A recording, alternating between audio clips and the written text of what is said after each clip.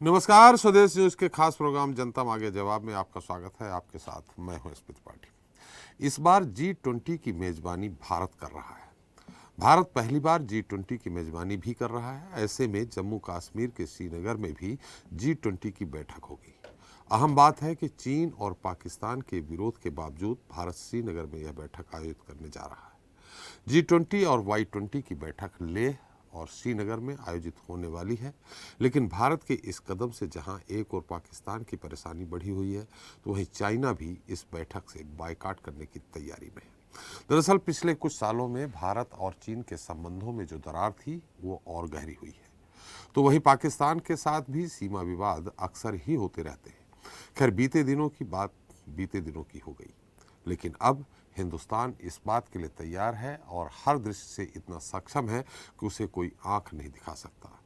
अब पड़ोसी देश हो या कोई और, यदि किसी ने आंखें तरेरी तो उसका माकूल जवाब मिलेगा। केंद्रीय गृह मंत्री अमित शाह का दावा है कि अब वह समय बीत गया है जब कोई भारत की सीमा पर अतिक्रमण कर सकता था। अब कोई भी इसकी क्षेत्रीय अखंडता पर बुरी नजर डालने की हिम्मत तक नहीं कर सकता। न ही कोई सुई की नोक जितनी जमीन ले सकता है। अब LAC पर भारत चीन सीमा विवाद के ऐसे कई मसले हैं जो सालों से अनसुलझे हैं। तो वही जम्मू कश्मीर और लद्दाख, साथ ही पाकिस्तान के कब्जे वाले कश्मीर पर पाकिस्तान भी बार बार अपना रंग दिखाता आया है। इसको लेकर भी भारत ने कई बार दो टूक शब्दों में कहा है कि पूरा जम्मू कश्मीर और लद्दाख उसका अभिन्न हिस्सा है। लेकिन अब लेह और श्रीनगर में आयोजित होने वाली G20 और Y20 की बैठकें पाकिस्तान और चीन को करार जवाब है, जिसको लेकर दोनों ही देश यानी पाकिस्तान और चीन कड़ी आपत्ति भी जता रहे हैं।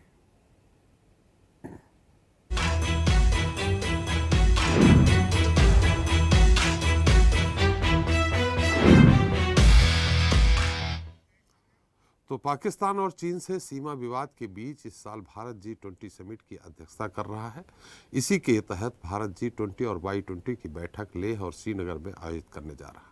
यह बैठक 26 से 28 अप्रैल और 22 से 24 मई को आयोजित होंगी। लेकिन भारत के इस फैसले पर पाकिस्तान ने आपत्ति जताई है। पाकिस्तान का कहना है कि भारत श्रीनगर और लेह में G20 की बैठक आयोजित करने अपने एजेंडे को बढ़ावा दे रहा है। पाकिस्तान ने भारत पर आरोप लगाया है कि भारत एक महत्वपूर्ण अंतर्राष्ट्रीय बॉडी की सदस्यता का फायदा उठा रहा है। खबर यह भी है कि चीन भी लेह और श्रीनगर में होने वाली इस बैठक का बायकॉट कर सकता है। यहाँ पहले बात पाकिस्तान की आपत्ति की करें तो उसका कहना है कि जम्मू कश्मीर विवाद लगभग 7 दशक से अधिक समय से संयुक्त राष्ट्र सुरक्षा परिषद के एजेंडे में है और इस तरह के आयोजन से जम्मू कश्मीर की सच्चाई नहीं छुप सकती। पाकिस्तान के विदेश मंत्रालय ने बयान जारी कर कहा है कि लेह और श्रीनगर में होने वाली G20 की दोनों बैठकें परेशान करने वाली हैं। आरोपों में कहा गया है कि भारत का यह गैर जिम्मेदाराना कदम संयुक्त राष्ट्र सुरक्षा परिषद के प्रस्तावों और संयुक्त राष्ट्र चार्टर और अंतर्राष्ट्रीय कानून के सिद्धांतों का उल्लंघन है। तो वही बात चीन की करें तो पिछले महीने 26 मार्च को भारत के राजनीतिक दृष्टिकोण के महत्वपूर्ण राज्य अरुणाचल प्रदेश के राजधानी ईटानगर में G20 प्रतिनिधियों की एक बैठक हुई थी। चीन ने इस बैठक में भाग नहीं लिया था क्योंकि वह अरुणाचल प्रदेश के कुछ क्षेत्रों पर अपना दावा करता है। इतना ही नहीं, चीन ने भारत के गृह मंत्री अमित शाह के अरुणाचल प्रदेश के दौरे पर भी आपत्ति जताई थी। हालांकि इन तमाम मसलों पर विदेश मंत्रालय के प्रवक्ता अरविंदम बागची ने कहा है कि अरुणाचल प्रदेश भारत का हिस्सा था और हमेशा रहेगा। खैर, ये तो बात हुई लेह और श्रीनगर में आयोजित होने वाली G20 और Y20 की बैठकों पर पाकिस्तान और चीन की आपत्ति की। जिसका असर भारत पर कितना होगा यह अलग बात है। लेकिन भारत ने श्रीनगर और लेह में G20 की बैठक करके दोनों देशों को यह संदेश जरूर दे दिया है कि वह किसी भी परिस्थिति में निपटने के लिए तैयार है। जनता मांगे जवाब में बात इसी मुद्दे को करेंगे, मोदी का मास्टर स्ट्रोक। और इस विषय पर चर्चा करने के लिए हमारे साथ मौजूद है रक्षा विशेषज्ञ हैं कर्नल रिटायर्ड GS सोढ़ी जी हैं और विदेश मंत्रालय के जानकार संजय श्रीवास्तव जी हैं, बीजेपी के नेता गुलरेज शेख जी और कांग्रेस नेता अशोक भुवानी माला जी जल्दी जुड़ेंगे। साथ ही हमारे साथ मैनेजिंग एडिटर हैं हमारे RP श्रीवास्तव जी। आप सभी का हमारे इस खास कार्यक्रम में बहुत बहुत स्वागत है। विदेश मामलों के जानकार हमारे साथ हैं संजीव श्रीवास्तव जी। संजीव जी, ये मैसेज जो गया है इस मैसेज माने कि श्रीनगर में और लेह में G20 की बैठक करने का, इसका अंतर्राष्ट्रीय स्तर पर क्या असर पड़ेगा जिस तरह चीन और पाकिस्तान इसका विरोध कर रहे हैं? देखिए, ये बात भारत की तरफ से समय समय पर स्पष्ट की जाती रही है। जब कभी भी चाइना कोई ऐसी बयान जारी करता है कि ये जो अरुणाचल प्रदेश हो, चाहे वो जम्मू एंड कश्मीर हो, ये सारे जो मुद्दे हैं ये भारत के नितांत आंतरिक मामले हैं जी। और भारत का इन क्षेत्रों पे संप्रभु अधिकार है। भारत यहाँ पर कोई भी बैठक आयोजित करने के लिए स्वतंत्र है। भारत जाहिर है कि इस तरीके के मामलों पर जब कभी भी कोई प्रतिक्रिया किसी विदेशी जो है विदेश की धरती से की जाती है तो इसे भारत अपने आंतरिक मामलों में हस्तक्षेप की तरह से देखता है। और ये जो बयान जो चाइना की तरफ से और पाकिस्तान की तरफ से दिए जाते हैं, ये जाहिर है कि भारत के आंतरिक मामलों में दखल है। ये अनवारंटेड बयान है, अवांछित बयान है और इस तरीके के बयानों को भारत कभी भी स्वीकार नहीं करेगा। भारत ने ये स्पष्ट कर दिया है कि चाहे वो अरुणाचल प्रदेश हो, उनके ईटानगर हो, लद्दाख हो, श्रीनगर हो, कहीं भी ये जो सारे क्षेत्र हैं ये भारत की संप्रभुता वाले क्षेत्र हैं और भारत अंतर्राष्ट्रीय मानकों के अनुसार इन सारे क्षेत्रों पर कोई भी बैठक कराने के लिए स्वतंत्र है, किसी भी तरीके की विजिट के लिए स्वतंत्र है। जैसा कि अभी हमने हाल में देखा कि जब भारत के गृह मंत्री अरुणाचल प्रदेश की यात्रा पर थे तो चाइना की तरफ से कुछ बयान जारी किए गए थे और ये बयान जो है अनवारंटेड बयान है। इस तरीके के बयान भारत के आंतरिक मामलों में दखल है और इस तरीके के बयानों को भारत कभी भी स्वीकार नहीं करेगा।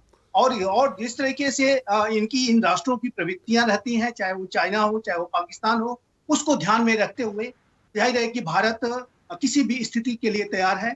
इन राष्ट्रों का मुकाबला करने के लिए ये नया जो भारत है वो अपने आप को लगातार सशक्त और मजबूत बना रहा है।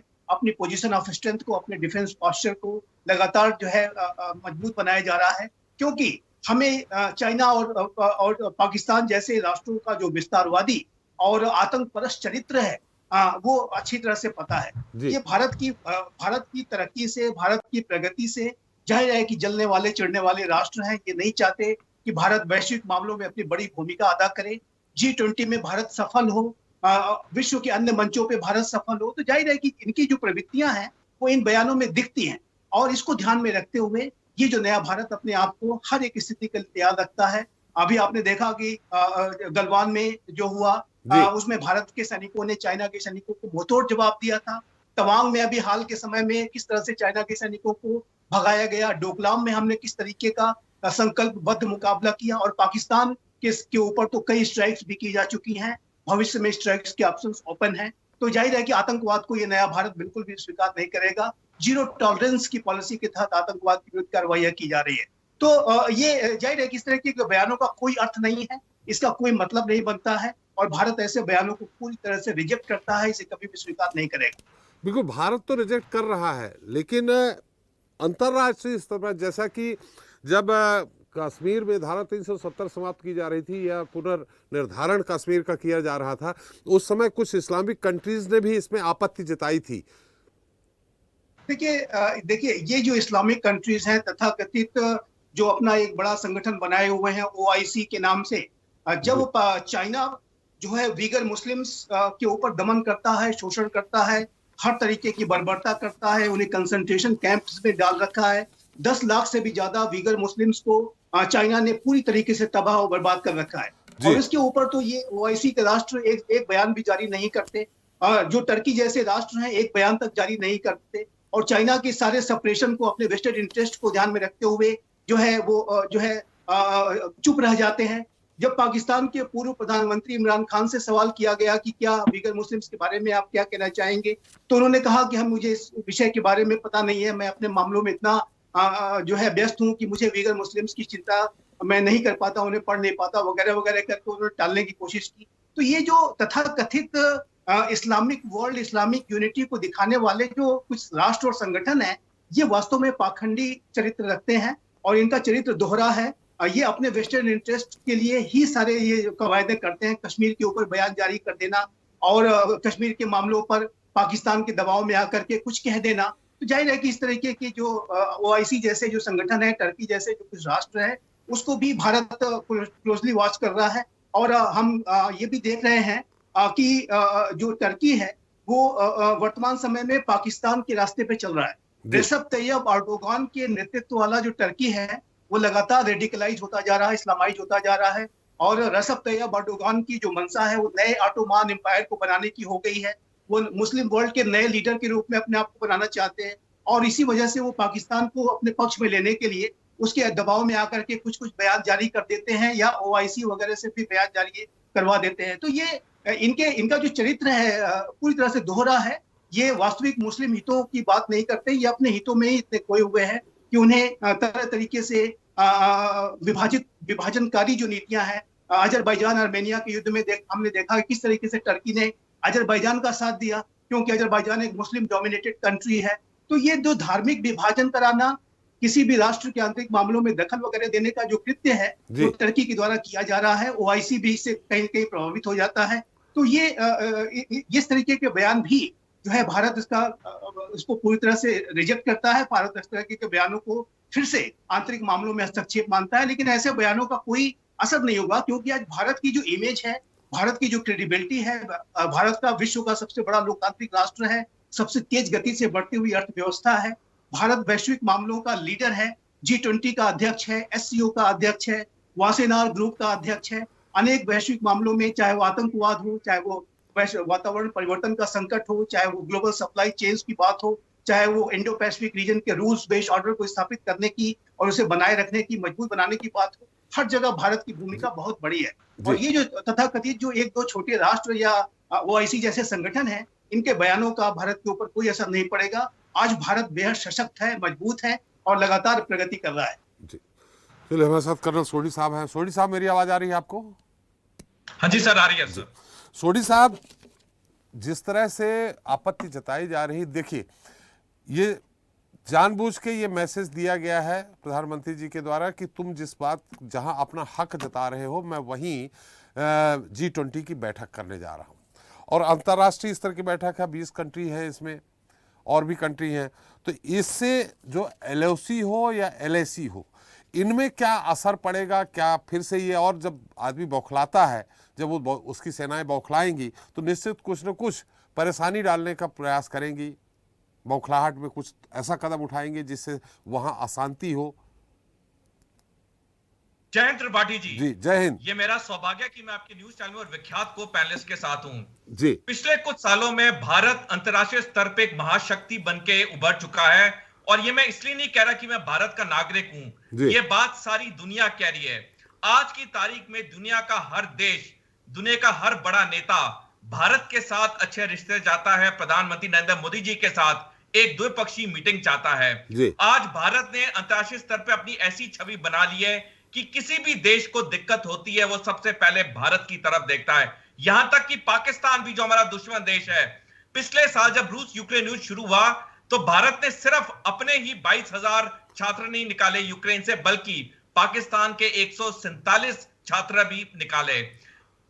तो ये चीजें इसलिए हुई हैं क्योंकि भारत ने जब भी कोई कदम उठाया है, सिर्फ दुनिया की मदद के लिए उठाया है, इंसानियत की मदद के लिए उठाया है। चीन जबकि किसी भी देश की मदद करता है, वो नरभक्षी की तरह मदद करता है। अगर $1 देता है तो $10 किसी ना किसी स्वरूप में वापस ले लेता है, लेकिन भारत कभी ऐसा नहीं करता है। हमारी सभ्यता, हमारी संस्कृति, हमारे संस्कार अब हमें ऐसा कभी करने से सिखाते नहीं, और यही कारण है कि भारत आज अंतर्राष्ट्रीय स्तर पे एक महाशक्ति बनके उभर चुका है। जहां तक LAC और LOC का सवाल है, देखिए ये तो निश्चित है कि चीन और पाकिस्तान को दिक्कत तो होगी कि अरुणाचल में या लेह में या श्रीनगर में ये G20 या Y20 की मीटिंग्स हो रही हैं, लेकिन आज की तारीख में पाकिस्तान के पास ना पैसा है ना हिम्मत है LOC में कुछ भी करने की। अगर उसने किया भी तो एक जगह करेगा जिसका मुंह तोड़ जवाब भारतीय सेना पहले की तरह दोबारा देगी। तो पाकिस्तान की तो हमें कोई दिक्कत है नहीं। जहां तक चीन की बात है, आज चीन भी भारत से डरता है, क्योंकि पिछले कुछ सालों में जो हमारी सैनिक शक्ति में इजाफा हुआ है उसे चीन भी चकाचौंध रह चुका है कि इतने कम समय में आज भारत में इतनी सैनिक शक्ति कैसे बढ़ गई। और इसका श्रेय हमारे प्रधानमंत्री मोदी जी को जाता है। खास करके आत्मनिर्भर भारत और मेक इन इंडिया जो इनिशिएटिव थे वो इतने सफल हुए कि भारत आज हथियार सिर्फ दुनिया के लिए नहीं बल्कि अपने लिए भी बनाता है। और आज हम दुनिया में 23 नंबर पे हैं जो हथियार एक्सपोर्ट करते हैं। अगर हम दुनिया का कोई भी बड़ा देश देखें जो शक्तिशाली देश है, वो हथियार बनाता है। भारत भी उन शक्तिशाली देशों में से है। तो चीन भी एलओसी पे कोई बड़ी हरकत करेगा नहीं। अगर करेगा छुटपुट करेगा, जैसे उसने पिछले साल 8 दिसंबर को उसने तवांग में की, या उसने डोकलाम में की, या उसने गलवान में की, जहां पे उसे हमेशा मुंह की खानी पड़ी। तो जहां तक एलएसी और एलओसी का सवाल है, वो आज भारत की इतनी बड़ी शक्ति हो चुकी है, हमारी सेना इतनी मजबूत है। भारतीय सेना आज की तारीख में 1962 की सेना नहीं है। और ये चीन भी जानता है। पाकिस्तान तो बहुत पहले जान चुका था, जब 1971 में वो हमसे हारा और एक नया राष्ट्र बना बांग्लादेश। तो एलएसी और एलओसी की ज्यादा चिंता नहीं। अगर होगी भी तो एक आध छुटपुट घटना होगी। वो ये दोनों देश अपनी नाराजगी थोड़ी दिखाएंगे, लेकिन उसके लिए मुंह तोड़ जवाब देने के लिए हमारी भारतीय सेना सक्षम है, सार्थक है। जी, क्या एलओसी और एलएसी में सैन्य शक्ति बढ़ाने की जरूरत है? पहले से सतर्क रहने की जरूरत है? त्रिपाठी जी, ऐसे कि भारतीय सेना एलएसी और एलओसी पे हमेशा से सतर्क है। इनफैक्ट गलवान के बाद हमारे लेह सेक्टर में ट्रुप्स की जो तादाद थी उसको बढ़ा दी गई। और भारतीय सेना में दिन प्रतिदिन असेसमेंट होता है कि कहां पे थ्रेट ज्यादा है, कहां पे ट्रुप्स डिप्लॉय करने, रीडिप्लॉय करने। तो ये कार्रवाई दिन रात भारतीय सेना के जो आला अफसर होते हैं वो करते रहते हैं। आज की तारीख में जो भारतीय सेना है उसका डिप्लॉयमेंट चाहे एलओसी पे एलओसी पे बिल्कुल चीन और पाकिस्तान को एक टक्कर ही नहीं बल्कि मुंह तोड़ जवाब देने के लिए बिल्कुल तैयार है। मैं आपके चैनल के माध्यम से भारत के नागरिकों को आश्वासन देना चाहूंगा कि आज की तारीख में भारत 2.5 फ्रंट वॉर के लिए तैयार है। अगर पाकिस्तान और चीन इकट्ठे हम पे युद्ध करते हैं, और टेररिज्म तो है ये कुछ हमारे देश के पॉकेट्स में, हम इस 2.5 फ्रंट वॉर को पूरी तरह से हम लड़ने के लिए तैयार है। हमारे में इतनी सैनिक शक्ति है, हमारे जवानों में इतना जज्बा है, इतना जोश है, इतना जुनून है। जी, गुलरेज जी, मेरी आवाज आ रही है आपको? जी, हमको आ रही है। आपको आ रही है हमारी आवाज? आपकी आ रही है, बिल्कुल आ रही है। अशोक जी भी हमारे साथ हैं। अशोक जी, मेरी आवाज आ रही? सभी को नमस्कार और जय हिंद। जी, चलिए गुलरेज जी, जैसा कि विपक्ष कह रहा है, हालांकि ये इसका स्वागत है कि G20 की बैठक श्रीनगर और लेह और Y20 की बैठक श्रीनगर और लेह में हो रही है। एक अच्छा मैसेज है। हमारे अंतर्राष्ट्रीय मामलों के जानकार संजीव श्रीवास्तव जी भी कह रहे हैं, आपने सोढी जी को भी सुन लिया है निश्चित तौर। लेकिन विपक्ष ये कह रहा है लगातार कि अरुणाचल प्रदेश के बहुत सारे हिस्से में वो चाइना के सैनिक आ चुके हैं। कई चौकियों में, 60 चौकियों में से करीब 26 चौकियों में उन्होंने कब्जा कर रखा है। ये कल ही टीएमसी के प्रवक्ता सरकार साहब ने बोला था। तो ऐसे मुद्दों पे सिर्फ बैठक कर लेना क्या पर्याप्त लगता है आपको सरकार की तरफ से, कि हमने लेह में बैठक कर ली सुरक्षा व्यवस्था के बीच में, या श्रीनगर में कर ली, लेकिन इन जगहों पे थोड़ा और कड़ा एक्शन लेने का, कड़ा रुख अपनाने की जरूरत नहीं है? देखिए sir, apart from being a politician, में एक इंटरनेशनल जर्नल्स में लिखने वाला राइटर भी हूँ, डिफेंस और विशेष का फॉरेन पॉलिसी के अफेयर्स के ऊपर। और यदि हम बात करें विपक्ष की, तो विपक्ष इस वक्त जो हरकत कर रहा है वो गलत हरकत है। ये बात सच है कि अरुणाचल प्रदेश के और लद्दाख के कुछ एरियाज में चीन का कब्जा है, लेकिन ये बात भी एक स्पष्ट है कि 2014 जब से मोदी जी हैं तब से 1 इंच भी भारत भूमि के ऊपर किसी का कब्जा नहीं हुआ है। ये 1962 में हुआ था, डेफिनेटली हुआ था अरुणाचल के एरियाज में। और जब रिट्रीट किया था चाइना ने, तो बहुत सारे एरियाज को उन्होंने नहीं छोड़ा था जिस पर आज भी उनका कब्जा है, उसको छुड़ाना है। ये बात स्पष्ट है। इसी प्रकार से 2013 तक, छूमर तक भी यदि आप इंसिडेंट्स देखेंगे तो लद्दाख में एंक्रोचमेंट हुआ था। यहाँ तक कि आप यदि मीडिया की फाइल्स खोल कर देखेंगे तो बियर के टिन्स और इस प्रकार की सामग्री, सिगरेट के पैकेट भी मिलते थे कि चीनी आते थे, घूम करके जाते थे। लेकिन आज वह स्थिति परिस्थिति नहीं बची है।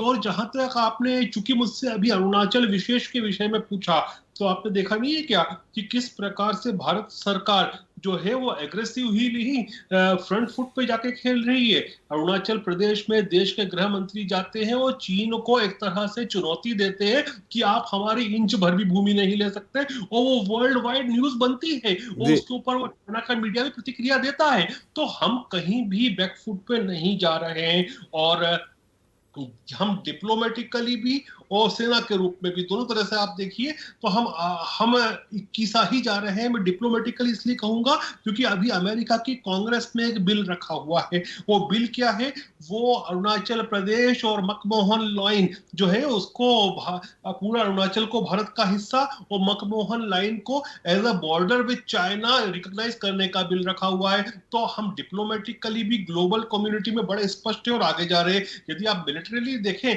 तो मिलिट्रीली तो हमने अभी बीच में अरुणाचल प्रदेश में भी इन लोगों ने कुछ एंक्रोचमेंट करने की कोशिश की थी तो चीनियों को मार के भगाया था। इसी प्रकार से लद्दाख में भी हमने मार के भगाया था। हमने बेका कोमकासा जिस प्रकार से अमेरिका के साथ साइन किए हैं, हमारा न केवल एक डिफेंस रिलेशनशिप है आज के समय, बल्कि आप सैटेलाइट इमेजिंग और इंटेलिजेंस का भी रिलेशनशिप है। तो आर्थिक रूप से, सामरिक रूप से और कूटनीतिक रूप से भारत आगे जा रहा है। और ये फ्रंट फुट पर खेलना ही है कि हम लेह में भी हम बैठक कर रहे हैं, हम अरुणाचल प्रदेश में भी बैठकें कर रहे हैं, हम श्रीनगर में भी बैठकें कर रहे हैं। जहां तक पाकिस्तान की बात है, मैं पाकिस्तान को आज के समय मक्खी बराबर भी नहीं समझता।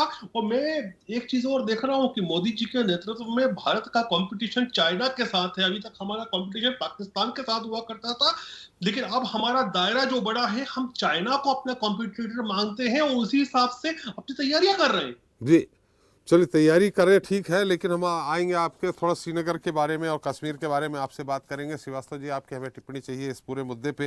क्या अंतर्राष्ट्रीय स्तर पे, जैसा कि बता ही दिया है श्रीवास्तव जी ने और सोडी साहब ने, कि इसका भारत पे कोई असर नहीं पड़ेगा, लेकिन देखिए दूरगामी कुछ न कुछ तो असर पड़ेगा ही, मुझे जो लगता है।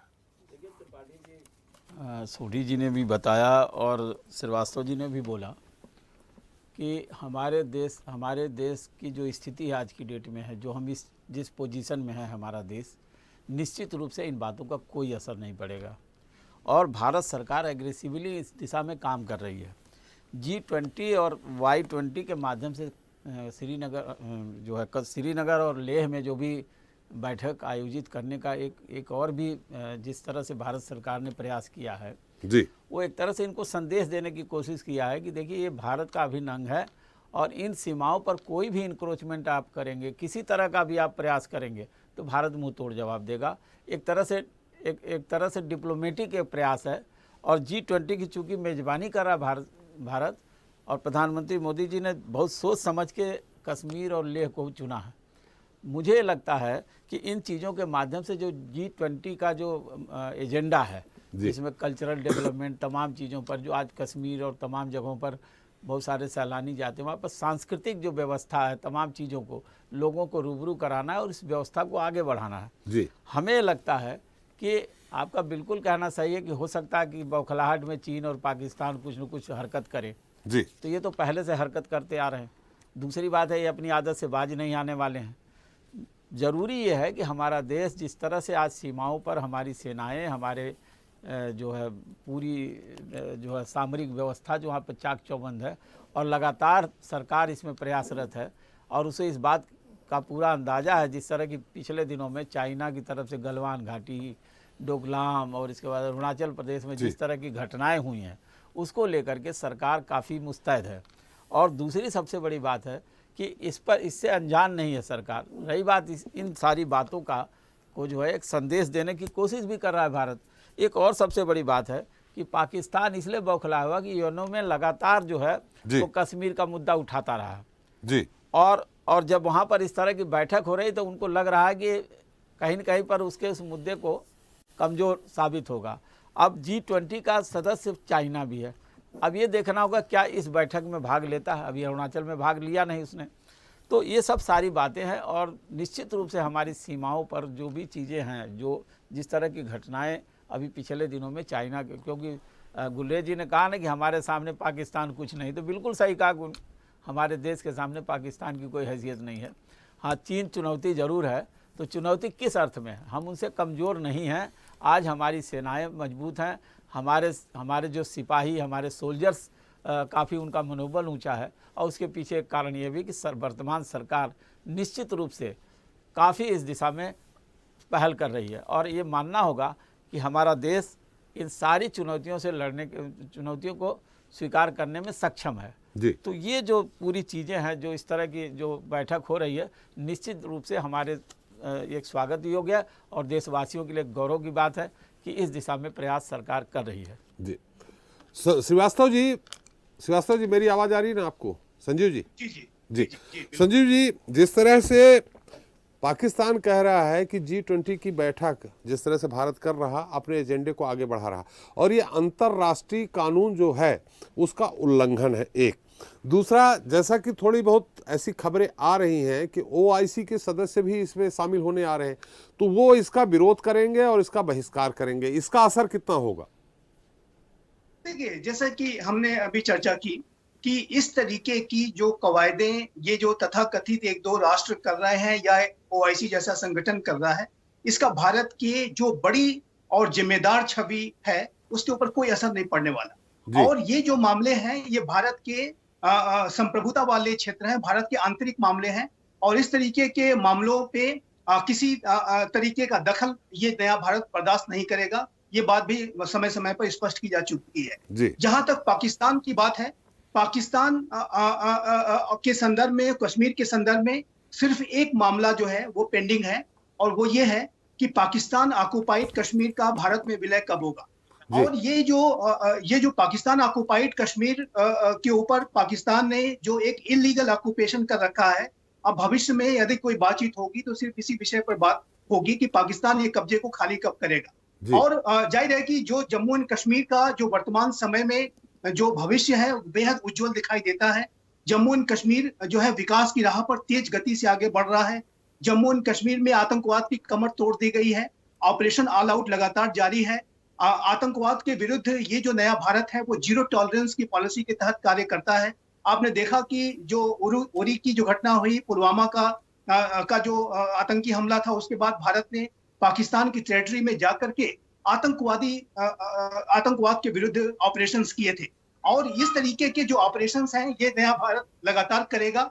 अभी भी आप देखिए तो जम्मू एंड कश्मीर में जो भी आतंकी जहां कहीं भी छुपे हुए हैं उनको ढूंढ कर नेस्तनाबूद किया जा रहा है, उनके कैंप्स को जो ध्वस्त किया गया है। और जाहिर है कि आज आतंकवादी इतने दबाव में रहते हैं और उसके जो आतंकी आका जो पाकिस्तान में बैठे हुए हैं वो इतने भारी दबाव में रहते हैं कि उनके जो मंसूबे हैं परास्त दिखाई देते हैं। और वर्तमान समय में वो अब खालिस्तान वगैरह के मुद्दे को हवा दे करके जब वो भारत की धरती पर कुछ नहीं कर पा रहे हैं तो वो विदेशों की धरतियों से साजिशें रची जा रही हैं कि भारत को किस तरीके से दबाव में डाला जाए। तो ये सारी जो पाकिस्तान की जो स्थिति है वो बेहद जो है एक बहुत ही दयनीय स्थिति में पाकिस्तान है। और दूसरा मैं ये भी कहूंगा त्रिपाठी जी कि आज ये जो आतंकवाद का जो दानव पाकिस्तान ने भारत के विरुद्ध खड़ा करने की साजिशें रची थी, उसका सबसे बड़ा जो शिकार है आज वो पाकिस्तान है। पाकिस्तान में तहरीके तालिबान पाकिस्तान पूरे पाकिस्तान पर कब्जा करना चाहता है, वो पूरे पाकिस्तान का तालिबानाइजेशन करना चाहता है,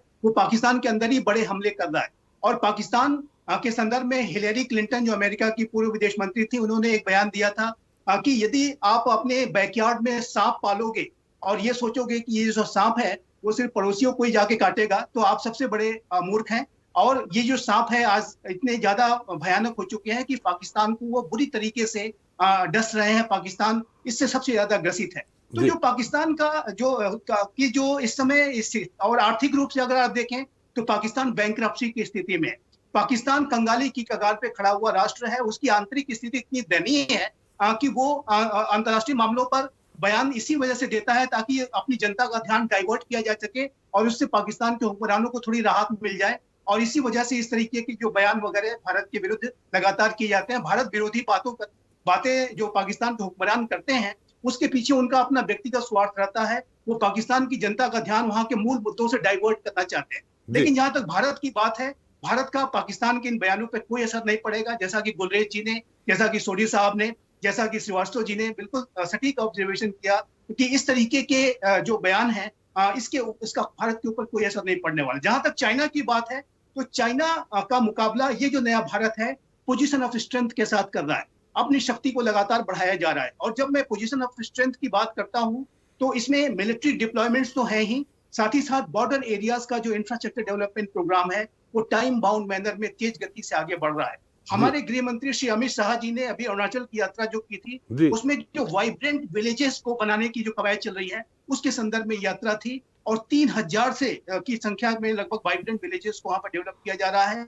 हर तरीके के वहां पे फैसिलिटीज होंगी और जाहिर है कि ये हमारे जो बॉर्डर एरियाज को डेवलप करने का जो भारत सरकार का प्रयास है उसके लिए उसकी दिशा में बड़ा कदम है। BRO जो बॉर्डर रोड ऑर्गेनाइजेशन है वो बेहद सराहनीय कार्य उसने हाल के वर्षों में किया है और इसके लिए मैं BRO को आपके चैनल के माध्यम से जैसा कि मैंने पहले भी कहा एक बहुत बहुत बधाई देता हूँ। वो देश के लिए एक बहुत ही बड़ा काम कर रहे हैं। चाइना जैसे विस्तारवादी राष्ट्र का मुकाबला करने के लिए हमें इंफ्रास्ट्रक्चर डेवलपमेंट को करना बेहद आवश्यक था और ये आज वर्तमान समय का जो नया भारत है वो कर रहा है। बड़ी ऊंची जगहों पर सड़कें बनाई गई हैं, टनल्स बनाए गए हैं, ब्रिजेस बनाए जा रहे हैं, मोबाइल टावर्स स्थापित किए जा रहे हैं, हमारे सैनिकों के रहने के लिए वहां पे अत्याधुनिक बंकर्स बनाए जा रहे हैं। तो ये जो सारी स्थितियां हैं ये हमारी स्थिति को मजबूत कर रही है। साथ ही साथ इंटरनेशनल कोलैबोरेशन भी भारत गहरा कर रहा है। क्वाड का इनिशिएटिव आगे बढ़ रहा है, क्वाड प्लस का आइडिया है और विश्व के अन्य लोकतांत्रिक राष्ट्रों के साथ मिलकर के पूरे इंडो पैसिफिक रीजन में भारत अपनी पोजीशन ऑफ स्ट्रेंथ को मजबूत बना रहा है। मैरीटाइम डोमेन में भी अगर बात करें तो चाइना का जो उनका जो मलक्का डिलेमा है उसको हम अच्छी तरह से समझते हैं और अपने जो अंडमान निकोबार को हमने ट्राई सर्विस कमांड के रूप में पहले ही बना रखा है और उसको मजबूत किया जा रहा है। तो ये जो भारत की जो तैयारियां हैं चाइना के विरुद्ध बहुत सशक्त हैं, मजबूत हैं और एक अच्छी बात यह है कि अन्य लोकतांत्रिक राष्ट्र भी ऐसी तैयारियां कर रहे हैं। चाइना का खतरा जैसे ताइवान पे बढ़ता जा रहा है, जैसे वो अन्य क्षेत्रों पे फॉल्स टेरिटोरियल क्लेम्स करता है, उसको लेकर के अमेरिका भी बेहद सतर्क है, जापान, ऑस्ट्रेलिया भी बेहद सतर्क है और सभी भारत के साथ मिलकर के एक क्लोजली कोलैबोरेट कर रहे हैं। अभी आप देखिए तो भारत और अमेरिका के बीच में जो कोप इंडिया की एक एयर एक्सरसाइज होने वाली है उसमें अमेरिका अपने स्ट्रेटेजिक बॉम्बर्स को भी भेज रहा है। B-1 स्ट्रेटेजिक बॉम्बर्स जो दुनिया में कहीं भी किसी भी जगह पर जाकर के हमला कर सकते हैं, वो भी अभी भारत और अमेरिका की एक्सरसाइज में शामिल होने जा रहे हैं। तो ये चाइना के लिए बहुत बड़ा मैसेज है कि चाइना ने यदि कोई हिमाकत की इंडो पैसिफिक रीजन के रूल्स बेस्ड ऑर्डर को बिगाड़ने की कोशिश की तो जाहिर है कि उसको बहुत बड़ा जवाब मिलेगा और चाइना ऐसी कोई हिमाकत करने की स्थिति में नहीं होगा, मेरा ये स्पष्ट रूप से मानना है। और जाहिर है कि भारत स्वयं से अपनी तैयारियां कर रहा है और इंटरनेशनल कोलैबोरेशंस भी भारत लगातार गहरा कर रहा है। तो ये जाहिर है कि चाइना और पाकिस्तान जैसे राष्ट्र भारत के बारे में बयान वगैरह जारी करके ये है अपने आप को थोड़ी संतुष्टि उनको जरूर मिल जाती कि उन्होंने ऐसा बयान दे दिया, लेकिन इसका भारत के ऊपर लेश मात्र भी असर नहीं पड़ने वाला है। जी चलिए, हमारे साथ अशोक बुवानी वाला भी जुड़ गए हैं, कांग्रेस नेता हैं। अशोक जी, मेरी आवाज आ रही है आपको? अशोक जी, मेरी आवाज आ रही है आपको? लगता है अशोक जी से संपर्क नहीं है। एक बार फिर सोडी साहब के पास चलते हैं। सोडी साहब, निश्चित तौर पे श्रीनगर की बात है, G20 की बैठक हो रही, निश्चित तौर पर बैठक सफल होगी। क्या ऐसे मुद्दे भी उसमें उठ सकते हैं क्या, भारत पाक अधिकृत कश्मीर के मुद्दे? और सबसे बड़ी बात है कि ठीक है अभी हमारे सेना के जवान तैनात हैं, धारा 370 की बहाली हो गई है, लेकिन टारगेट किलिंग लगातार बढ़ती जा रही है और जो हमारे कश्मीरी पंडित हैं जो विस्थापित कर दिए गए थे बलात् उस समय, वो पुनः क्या अपने घर पे लौट सकते हैं? तो ऐसी क्या स्ट्रेटजी हो कि यह फिर से एक बार कश्मीर में 1990-1900 के पहले वाली बहाली हो जाए? त्रिपाठी जी, जब से धारा 370 हटाई गई तब से लेके आज तक हर साल जो भी असैनिक हत्याएं हैं वो कम होती गई हैं। अगर हम आंकड़े देखें तो ये कम होती गई है। इनफैक्ट जम्मू कश्मीर के डायरेक्टर जनरल पुलिस ने जनवरी के महीने में एक प्रेस कॉन्फ्रेंस में कहा था कि आज की तारीख में सिर्फ 18 मिलिटेंट्स ही रह गए हैं कश्मीर घाटी में।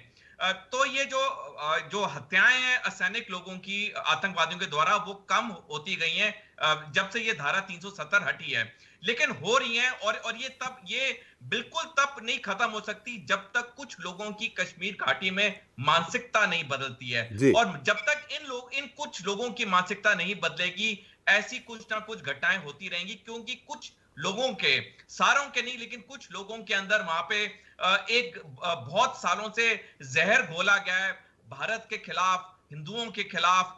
तो ये जो कारण है, कुछ लोग वहां पे अभी भी ऐसी हरकतें कर रहे हैं, लेकिन बहुत जमीन आसमान का फर्क आ चुका है धारा 370 हटने के बाद। मैं खुद कश्मीर घाटी में तैनात था, वहां पे मैं पोस्टेड था। पटन जगह है जो श्रीनगर से 26 किलोमीटर दूर है। वहां पे इतना मतलब कि गंदा माहौल था उस वक्त कि 6-7 दिन तक फौजी कॉन्वॉय चल नहीं सकती थी, क्योंकि वहां पे आए दिन पथराव होता था। लेकिन जब से 370 हटा है एक भी इंसिडेंट नहीं हुआ है पथराव का। वहां के जो कश्मीर के जो लोग हैं वो एक अच्छी जिंदगी व्यतीत कर रहे हैं, रात के 2-2 बजे तक पिक्चर हॉल में पिक्चर देखते हैं, रेस्टोरेंट में खाना खाते हैं। तो ये अगर हम देखें धारा 370 के हटने के बाद बहुत फर्क आ चुका है कश्मीर में, और यही चीज है जो कि पाकिस्तान को ये हजम नहीं हो रही है कि इतना अच्छा कश्मीर कैसे हो गया। पाकिस्तान ने तो हर मुमकिन कोशिश की थी कश्मीर को बर्बाद करने की, लेकिन उसका विपरीत हुआ। आज कश्मीर में इतनी खुशहाली है, लोग वहां पे इतने खुश हैं। जहां तक बात है कि ये जो आपका जो सवाल है कि ये जो पूरी आतंकवादी घटनाएं ये कैसे खत्म हो सकती हैं, और कैसे ये कश्मीरी पंडित वापस कैसे वहां रह सकते हैं?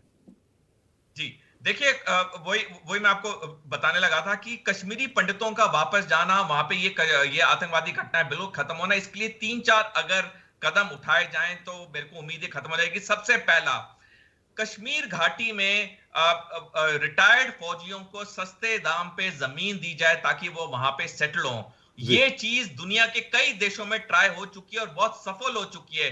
यहां तक कि चीन ने भी ये ट्राई किया है, जब उन्हें सिंगजियांग इलाके में उसने अपने रिटायर्ड सैनिकों को भेजा, हान कम्युनिटी के लोगों को वहां पे सेटल किया। इजराइल ने किया है।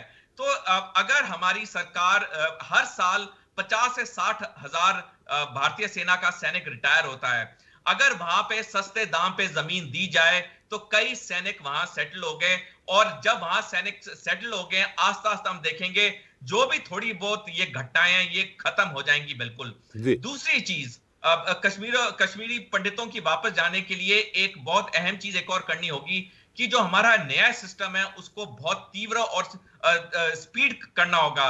आज कई बारी केस 12 साल 15 साल 20 साल चलते हैं। हमारा एक ऐसा सिस्टम होना चाहिए जहां पे 1 साल 6 महीने के अंदर केस खत्म हो जाए। हम सबको याद है यासीन मलिक जो कश्मीर का एक बहुत ही खतरनाक आतंकवादी है, उसने 4 एयरफोर्स के अफसरों को मारा और 16-18 साल तक उसका कुछ नहीं हुआ, और बाद में जाके अभी कुछ साल पहले उसको तिहाड़ जेल में भेजा गया।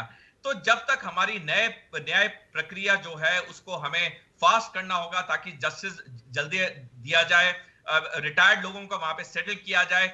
तीसरी बहुत अहम जो चीज है कि हमें प्रिंट मीडिया में, सोशल मीडिया में, इलेक्ट्रॉनिक मीडिया में हमें कार्यक्रम चलाने चाहिए जहां पे हम दिखाएं कि ये जो आतंकवादी ये लोगों का कैसे बेवकूफ बनाते हैं, खुद ये अच्छी जिंदगी व्यतीत करते हैं, खुद इनके बच्चे विदेशों में अच्छी यूनिवर्सिटी में पढ़ते हैं, लेकिन वो गरीबों को वो बहला कर वो ये आतंकवादी घटनाएं करवाते हैं और ये गरीब परिवारों के बच्चे मारे जाते हैं। तो ये अगर हम 3-4 चीजें इसको एक नियमित तरीके से चलाएं तो जो भी थोड़ी बहुत घटनाएं अभी हो रही हैं कश्मीर घाटी में ये सारी खत्म हो जाएंगी, और जो कश्मीरी पंडित हैं वो वापस कश्मीर घाटी में आराम से जाके रह पाएंगे। जी, अशोक जी हमारे साथ जुड़ गए। अशोक जी, मेरी आवाज आ रही है आपको?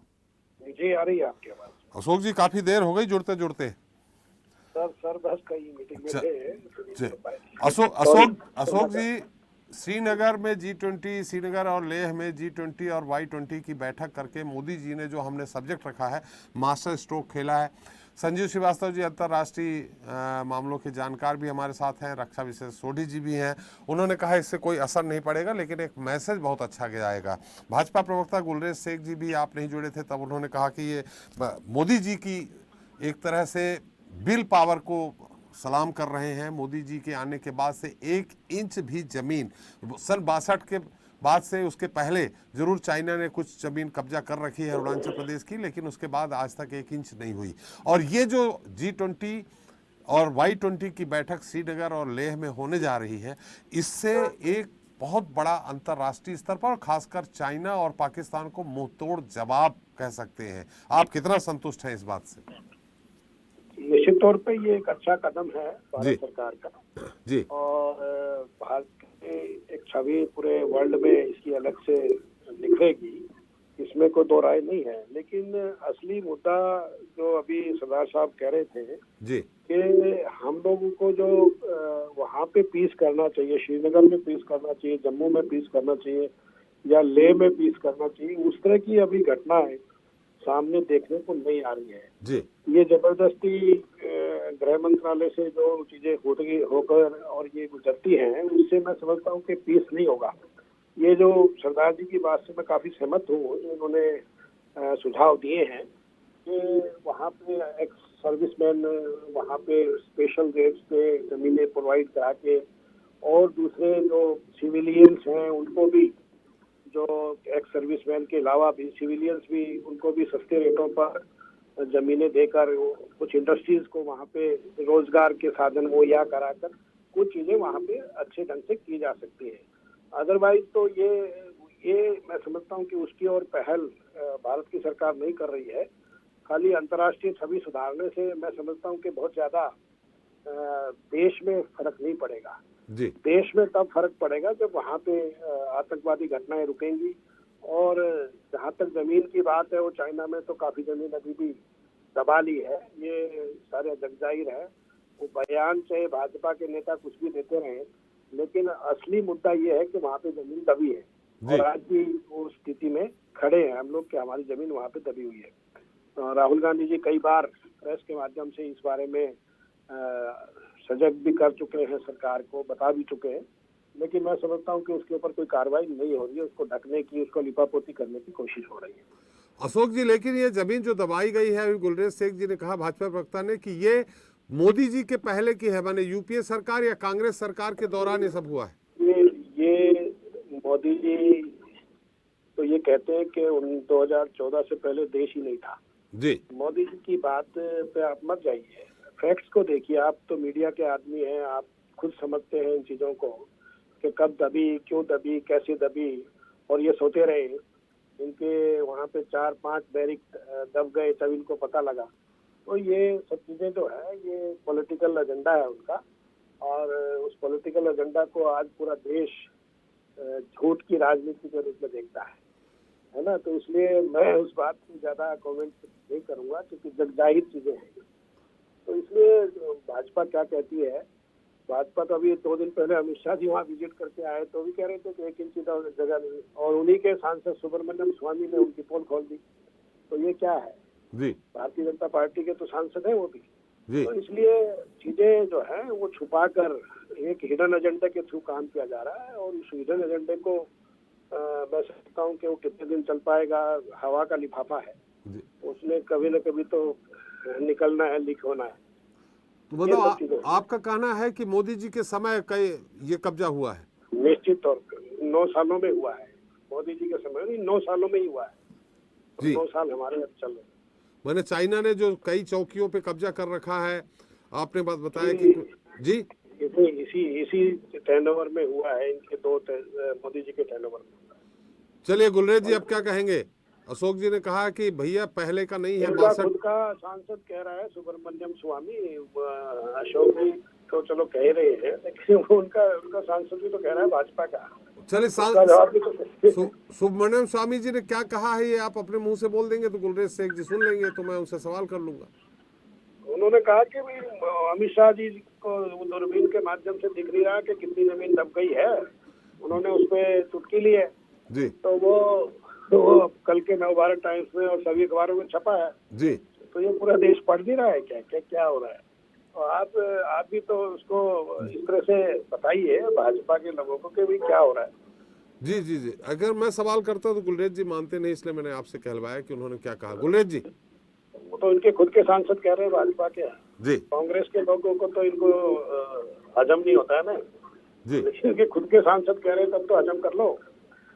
चलिए गुलरेज जी से बात कर लेते हैं। गुलरेज साहब, मुझे तो लगता है कि इन्होंने जो कहा हमारे कांग्रेस के मित्र ने, तो सुब्रमण्यम स्वामी जी का इन्होंने उदाहरण दिया, और बहुत अच्छा है कि यदि सुब्रमण्यम स्वामी जी कितना मानते हैं ये, तो सुब्रमण्यम स्वामी जी जो है वो राहुल गांधी को बोम्बिनो बोलते हैं, वो राहुल गांधी को क्या बोलते हैं उसमें मत जाइए। सुब्रमण्यम स्वामी जी ने जो कहा है जमीन को लेकर, कब्जा को लेकर, कंप्लीट तो कर लेंगे। वो सुब्रमण्यम स्वामी जो है वो किसी को ताड़का भी बोलते हैं, वो इन्हीं के किसी को जो है वो बोतल बोलते हैं, वो किसी को रॉबर बोलते हैं। उन्होंने ये भी कहा है राहुल और सोनिया के बारे में कि नेशनल हेराल्ड में मुझे हो, तो इसलिए या तो फिर ये एक सब बातें सुब्रमण्यम स्वामी जी की मानो, या फिर एक पार्टी के आदमी हैं, भी है हमारे साथ में। राजनीतिक दलाल, जब देश की बात होती है तो मैं राजनीतिक दलादली से ऊपर बात करता हूँ। आप भारतीय जनता पार्टी के कांग्रेस को कहो तो अरे सुन लो भाई, सुन लो। चलिए सुन लो। अशोक जी सुन लीजिए, अशोक जी सुन लीजिए क्या कहते हैं, मैं फिर आ जाऊंगा आपके पास। अशोक जी सुन लीजिए, लेकिन जमीन की बात करिए, उनने क्या कहा सुब्रमण्यम स्वामी जी ने, ये अलग बात है। मैं एक एनालिस्ट के रूप में भी यदि बात करूं तो मैं जस्सी, सोडी जी और संजीव जी दोनों से पूछना चाहूंगा कि क्या आज हम जो है वो 70s या 60s की एज में नहीं रहते हैं। अरुणाचल प्रदेश हुआ या लद्दाख हुआ या कोई सा भी पार्ट हुआ, सबके ऊपर सैटेलाइट से, और मिलिट्री ग्रेड सैटेलाइट जो होती है ना भाई साहब, वो चलती हुई गाड़ी की नंबर प्लेट तक रीड कर सकती है। तो यदि चीन ने 1 इंच भी कब्जा किया होता तो हमको आप दिखा दीजिए प्रमाण। और प्लेनेट लैब्स जैसी बहुत सारी ऐसी कंपनीज हैं जो बहुत महंगा देती हैं, लेकिन वो इमेजेस देती हैं, आप आपसे एक्सेस कर सकते हैं। तो कांग्रेस का बहुत पैसा है, मैं कांग्रेस को चुनौती देता हूं, आप प्लेनेट लैब्स या फिर किसी कंपनी से आप सैटेलाइट इमेजेस लाके दिखा दें और बता दें कितनी जमीन पे कब्जा हुआ है। अगर वो दिखाएंगे भी तो आप कह देंगे 62 के मैंने पहले का है, 14 के पहले का है। नहीं, उसमें क्या होता है कि आप ये दिखा दीजिए कि 2014 में चीन की पोजीशन ये थी, वो भी दिख जाएगी उसमें, और आज क्या है वो भी दिख जाएगी। तो 62 कहां बचता है जी, दिखा दीजिए ना आप। चलिए अशोक जी से पूछ लेते हैं, अशोक जी से पूछ। अशोक जी नहीं, मैं पूछता हूँ सोडी जी से पहले। सोडी जी नहीं, हम उधर जाएंगे, पहले अशोक जी आपकी बात का उत्तर देंगे। अशोक जी एक न्यूट्रल व्यक्ति से पूछ लीजिए, मैं गलत बोल रहा हूँ क्या? मैं पूछ लूंगा, पहले अशोक जी कुछ कहना चाह रहे हैं। जी अशोक जी। भारतीय जनता पार्टी के लोग जो है वो अपोजिशन को कुछ भी कहें, लेकिन भारतीय जनता पार्टी को जो कह रही है उसको ये नहीं मानते हैं जी। और राहुल गांधी जी को क्या कह रहे हैं उसको मान रहे हैं, सुब्रमण्यम जी की बात जी। लेकिन वो ये कह रहे हैं कि भाई आपने चाइना पे कब्जा करा दिया, उस बात को ये मान नहीं रहे हैं। और विषय भटकाने की इनकी आदत है, और विषय भटका कर लोगों को गुमराह करते आ रहे हैं 9 वर्षों से। अब आने वाला समय सब समझने लग गए हैं, आम आदमी जो बिना पढ़ा लिखा आदमी उसको भी समझ आने लगा कि क्या बात हो रही है जी। तो भैया जितने दिन पागल बनाना था, बेवकूफ बनाना था, उतने दिन बन चुके हैं, अब नहीं बनेगी जनता। तो ये सारी देश, सारा वर्ल्ड जानता है कि चाइना पे 2014 से लेके अब तक कितना कब्जा हो चुका है। रोज रोज खिसक रहे हैं। अभी श्रीलंका की साइड से भी वहाँ पे एंट्री हो रही है जी। और ये कल परसों आपके ही चैनल के कोई लोग दिखा रहे थे जी। तो जब यहाँ पे कोई घुस जाता है तब ये संज्ञान में लेते हैं। पहले कोई व्यवस्था इनके पास होती नहीं है, न कोई एजेंडा है, न कोई बात है। ये तो खाली मतदाताओं को किस तरह से पोलराइज करो, मतदाताओं को गुमराह कैसे करो, उन सब चीजों पे इनका ध्यान है। देश के ऊपर कोई ध्यान नहीं है। खाली ये जब तक देश के ऊपर ध्यान नहीं रखेंगे तब तक ये सब चीजें घटनाएं होती रहेंगी जी। तो ये कुछ भी कहते रहे, उससे क्या फर्क पड़ता है। जी बोलिए गुलेर जी। वो सामने है जी गुलेर जी। इन्होंने जितनी भी बातें की, मैंने अभी बात की थी, तथ्य आधारित बात की थी कि आप हमको सैटेलाइट इमेजिंग दिखा दीजिए। आपका जब जिस दिन तक मनमोहन सिंह थे उस दिन तक के दिखा दीजिए, अभी के दिखा दीजिए। आप सब तरफ की बात करिए, लेकिन जो बिल्कुल साइंटिफिक बात की वो आप नहीं कर रहे हो। आप नहीं, आप मुझे लगता है कि शायद या तो टेक्नोलॉजी से इतना अवगत नहीं है, या आप जो फॉरेन इश्यूज होते हैं उसको पढ़ते नहीं है। I am sorry to say that sir. और आज जिस प्रकार से भारत फ्रंट फुट पे बैटिंग कर रहा है, चाहे अरुणाचल प्रदेश में भी या कश्मीर में भी, आपको उसकी प्रशंसा करनी चाहिए। और आप हैं कि उसके खिलाफ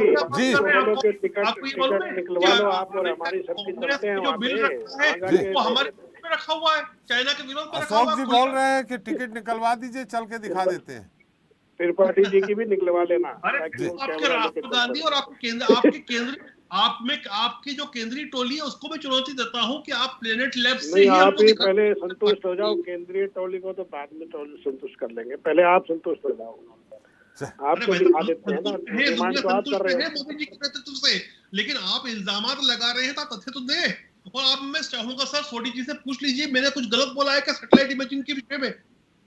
चलिए सोडी जी से बैठे हैं, इनसे पूछ लो ये क्या बता रहे हैं, इनकी क्या ओपिनियन है इस बारे में। सोडी साहब बात यहाँ आ गई, हालांकि आप न्यूट्रल आदमी, आप कहीं भी नहीं बोलेंगे, ना संजीव श्रीवास्तव जी बोलेंगे, ना सोडी साहब बोलेंगे, लेकिन बात यहाँ पे आके अटक गई है कि 2014 के पहले का कब्जा है, ना कि बात का। जो सच है वो बोले कि सैटेलाइट से प्रूव होता है कि नहीं होता है। जी सोडी साहब।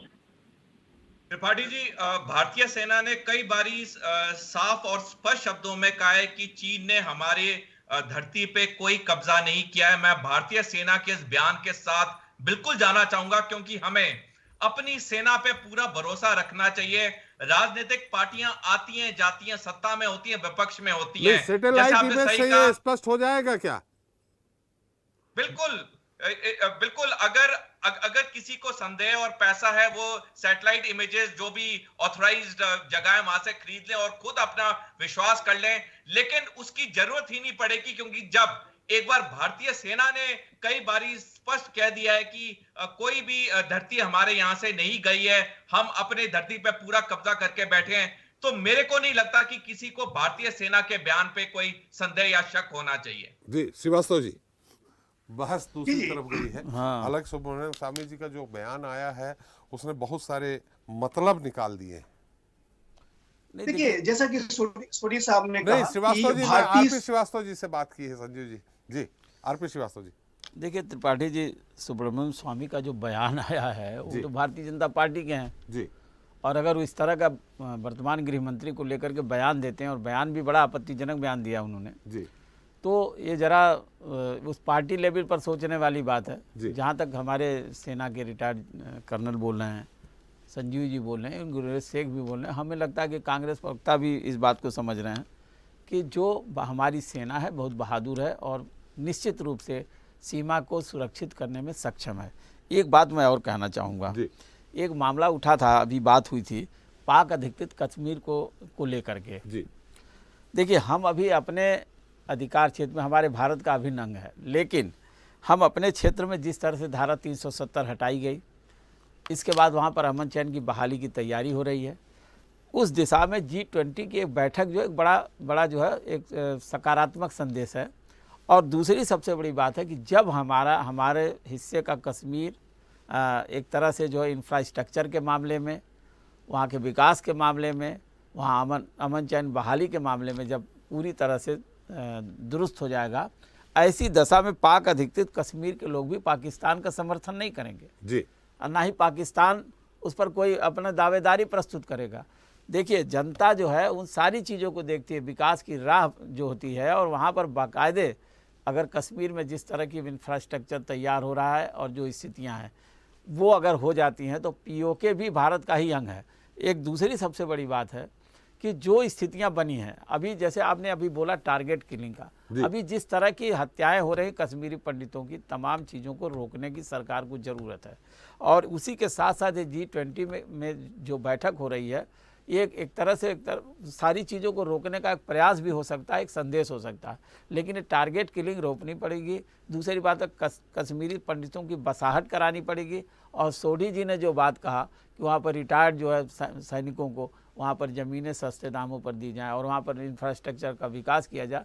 आज देश को हम पूरी दुनिया में, भले ही हमारी डिप्लोमेसी जो है पूरी दुनिया में बहुत अच्छी है, वर्तमान सरकार जो है काफ़ी अच्छे ढंग से जो है पूरी दुनिया में हमारा एक औरा बढ़ा के रखी है, लेकिन एक चीज़ और भी है कि जब तक घर में हम आप मजबूत नहीं होंगे, तब तक ये मजबूती बाहर कितना भी हम ढोल पीटते ना नहीं हो सकती है। और दूसरी सबसे बड़ी बात है कि हमें जिस तरह का प्रयास सरकार कर रही है, निश्चित रूप से सराहनीय और स्वागत योग्य है। चलिए, हमारा समय भी समाप्त हो गया है। बहुत बहुत धन्यवाद गुलरेज जी आपका, अशोक जी आपका, सोढ़ी साहब आपका, संजीव श्रीवास्तव जी आपका और आरपी श्रीवास्तव जी आपका हमारे साथ चर्चा में शरीक होने के लिए और अपना अमूल्य समय देने के लिए। तो जनता मांगे जवाब में आज हमने बात की पाकिस्तान और चाइना के सीमा विवाद पर, साथ ही लेह और श्रीनगर में आयोजित होने वाली G20 और Y20 की बैठकों को लेकर दोनों देशों की आपत्ति की, जिस पर रक्षा और विदेश मंत्रालय मामलों के जानकारों और राजनीतिक दलों ने प्रतिनिधियों ने अपनी राय रखी। लेकिन एक बात तो तय है कि G20 बैठकों में जरिए दोनों ही देशों को हिंदुस्तान ने कड़ा संदेश जरूर दिया है। सिर्फ संदेश ही नहीं, बल्कि हर स्तर की परिस्थितियों से निपटने के लिए तैयार भी है। जनता मांगे जवाब मिलता ही। नमस्कार।